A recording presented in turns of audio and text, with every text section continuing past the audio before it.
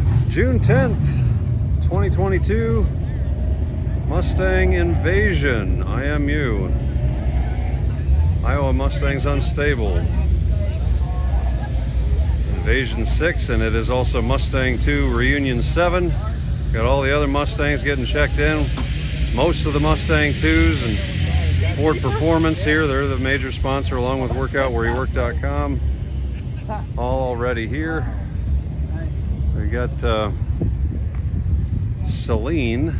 He's got the semi down there. Steve Celine is here with some pretty cool stuff on display. His S1 supercars. We got one of the Heritage Edition Shelbys down there. I'm sure a lot of other people will be posting here. We've got some rare ones like that Mustang II convertible right there. It's just been raining. Top will be getting dropped on that here pretty soon as the sun actually finishes coming out. But got some of the Shelby GT350s, the actual Shelby American built ones from the S197 generation showing up, and some other pretty neat stuff. So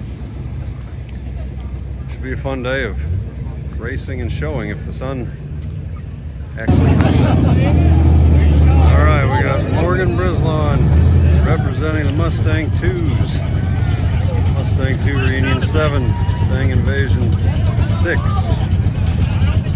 Here at Eddyville Raceway Park. See how he does.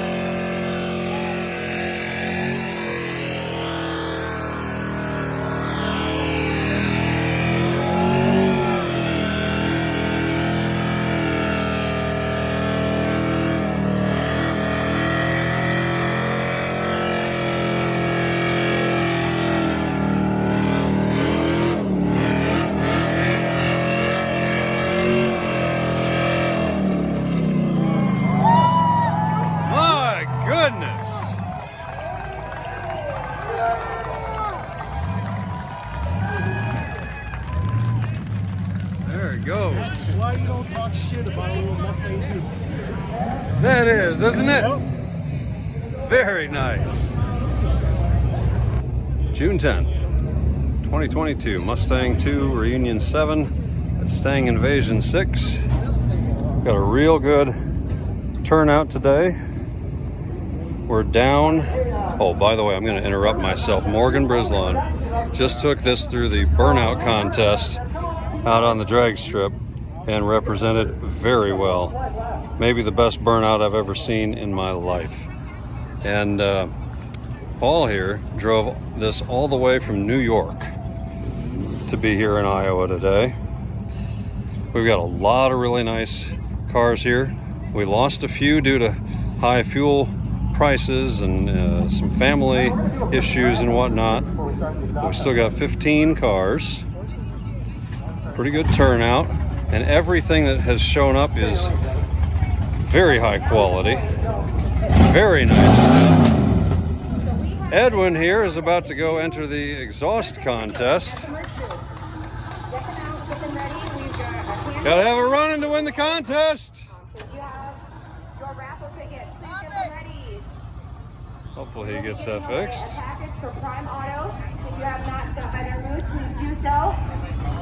My convertible up here by the Ford Performance booth. John Clor on hand to sign autographs and sell stuff. We've even got Mr. Dugan's amazing Coyote powered 2. A personal favorite paint job there. We got a couple stallions, the Campbells and the McCoys, and Mr. Sieber, of course, always We got a winner. showing up Make some noise. Come down this way. and doing everybody proud. The number is 397644. Stang Invasion is huge. We got, I've heard anywhere from 700 to 800 $50 Mustangs here. Lethal. If you have raffle Steve ticket Saline is 397644. signing autographs way out there at the Saline truck. Go to the merch tent to collect your prize. Several other vendors having a good time. Pizza party's next. All right, Stang Invasion VI, June 10th, 2022. It's the exhaust contest. Got Roush getting ready to.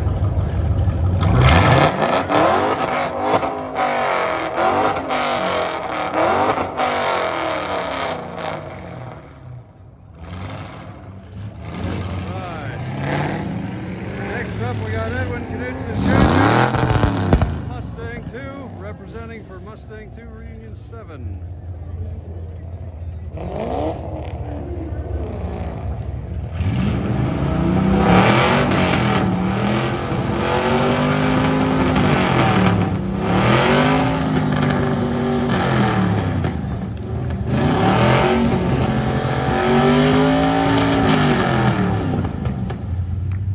Very nice.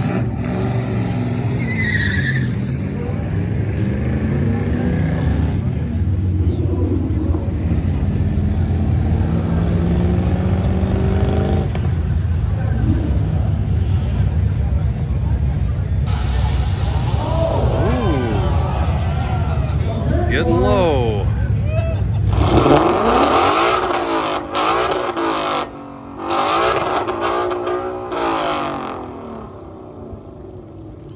Nothing else quite like a coyote.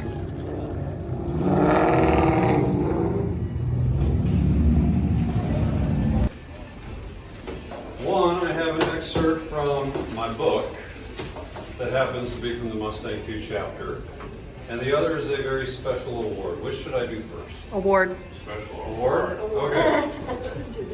In that case, how many of you guys were here last year at Reunion 6? Okay. So several of you, but not all of you. For those of you that were not, I gotta read this because I'll forget it. For those of you that were not at last year's reunion, early last year we lost a well-loved member of the community, George Ftikas. George was an Army veteran, husband, father, and Mustang II owner since 1981. George's Mustang was no average two, though, nor was he your average owner. From 2013 to 16, George's 1975 hatchback was retrofitted with the very last of Dave Kent's original Monroe handler body kits.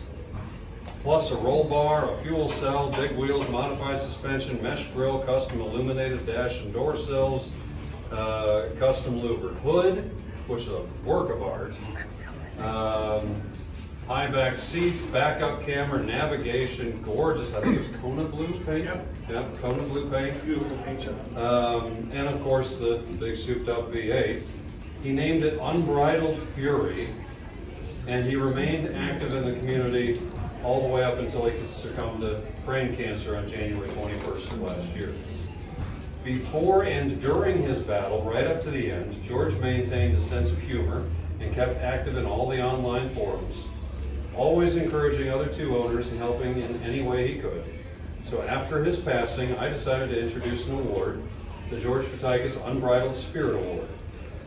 This award is now presented at each annual Mustang II National Reunion to an individual, not necessarily for their car, but for their character, for what they've done for the enthusiast community. Oh, how do you know our characters?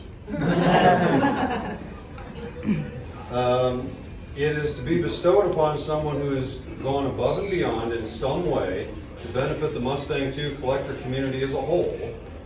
Last year I presented the first Unbridled Spirit Award to Brian Castillo, who brought it back then to George's family out west, as we honored his personal contributions posthumously. I had such a hard time with that word. This year, our award winner has worked on, raced, and written about Mustangs, and in particular Mustang IIs, for more than 4 decades. He's worked at the Detroit News, Auto Week, Ford's own special vehicle team, and now Ford Performance. He's been on CBS, CNN, PBS, Tech TV, ABC Radio News, NPR, Michigan Public Radio, and even founded his own freelance project, Cars in Context.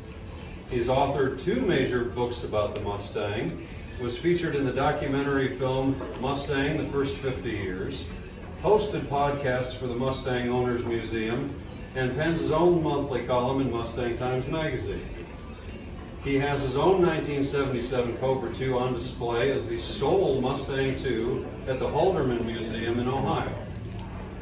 And he was the driving force that willed the original Mustang II National Reunion into existence in 2016, and frankly, each of the subsequent reunions since. Through all of this man has consistently taken every opportunity to use his influence to push back against the overwhelming tide of misinformation and raise up these little pony cars. He has fought tirelessly and often thanklessly to see that you and I, as enthusiasts, and our cars themselves, are treated with dignity and respect. Where many would level accusations that Ford's second-generation Mustang was nothing more than a facelifted Pinto, this man has routinely called them out and hit back, pulling no punches, pointing out the undeniable facts that the Mustang II introduced multiple technological advancements that kept the nameplate alive, relevant, and profitable until innovation could once again keep up with legislation. He's made it his personal and professional mission to make sure our cars are judged within the context of their time, and that they are in fact remembered as having been the right car at the right time. So without further ado, to the surprise of absolutely no one in this room, it is my pleasure to present the 2nd annual George Ftikas Unbridled Spirit Award to Mr. John M. Clor.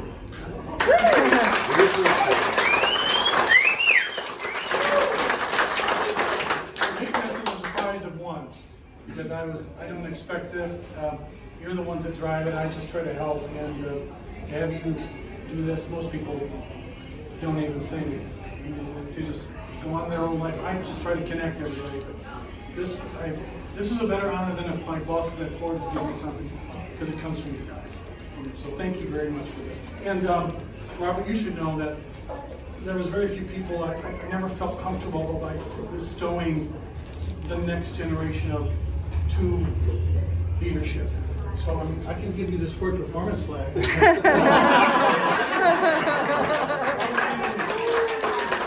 you, everyone.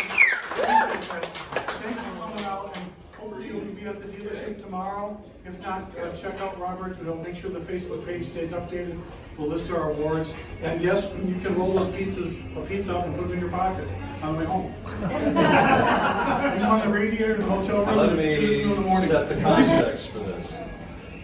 The whole point of the book is to present the entire Mustang series from a different perspective, because there's been a lot of Mustang books, and I don't want to just repeat what everybody has already heard. Okay, so I try and dig deeper than the surface and look at why.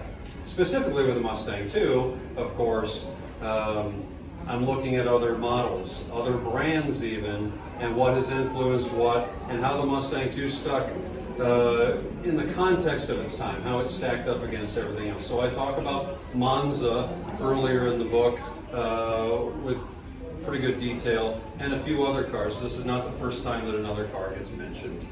From 1977.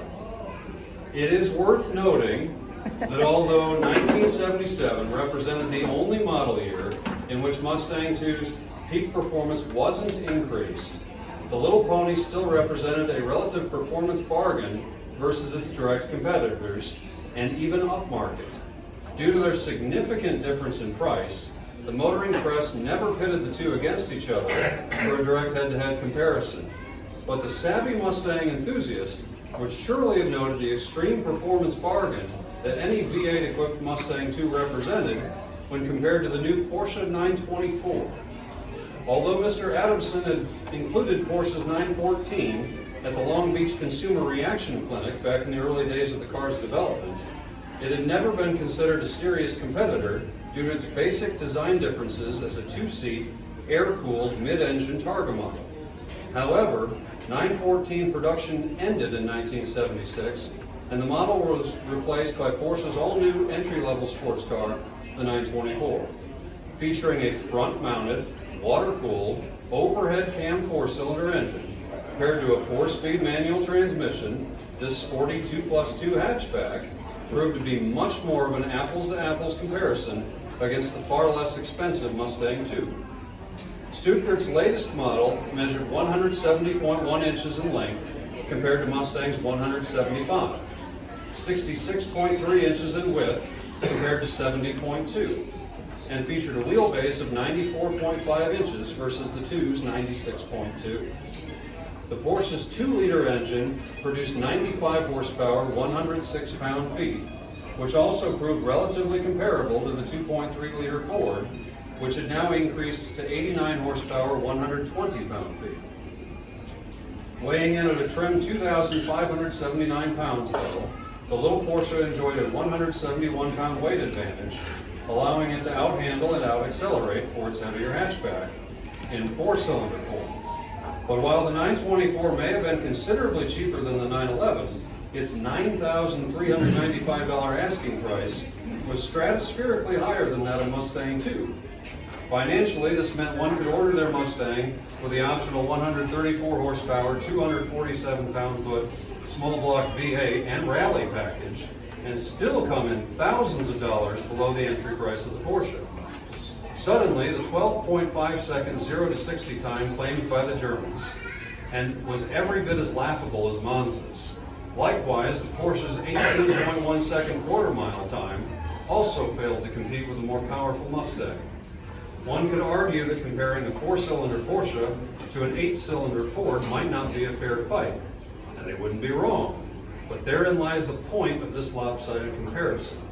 Both cars shared a similar design and purpose, yet Dearborn's offering was capable of superior performance for roughly half the price of the not-so-super German sports car. So, the idea is to present to buyers of the book, with the right context, a completely different story about our Mustang II. Whole new way of looking at it. So we're going to work really hard. Right now I'm working on a big book project from the archives collection called Treasured, the Ford Archives.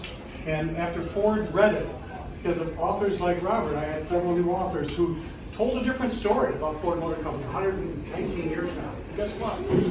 Ford didn't want to approve it. They had too many of their narrative in it. So we said, fine. So we went off and told our story. Sometimes the narrative isn't the real history. So we're going to work to get that thing published and get it out the door. Then my next goal is to get Robert's new view of New World Order, the way we look at Mustang, get it in the hands of a publisher so we can have another celebrated author and somebody who knows and cares about the cars that we love. So Robert, do everything I can in my power to make sure that makes that happen. And after we get the Ford collection book done, we're going to get you a publisher's one way or another. I've got tons of pictures. Now, there's going to be an announcement on Tuesday that the archives is opening up its photo albums to would-be authors. I'm getting your name on the list to pull all these wonderful Mustang historical photos and high-res so you can use them in the book. So let's keep our fingers crossed for Robert, and thank you again for recognizing our efforts. And my contribution was just to get you together. And so since you're here, we can finish this up or stick around for the next group to come in because I've got 10 new pizzas and 5 more 2-liter. Don't make me take it all back to my room. I've been working on my summer body. One of them said, how's it going? I said, well, it's got a nice personality. What's your name? Lucy, Lucy. 7th reunion. How's it going? we've had 7 years of being in different cities across the United States. We met today out at Stang Invasion Raceway today. Yeah, this is our reunion. We have 30 cars across the United States. One from Can you read that? next year. Stay tuned. Cool. All right.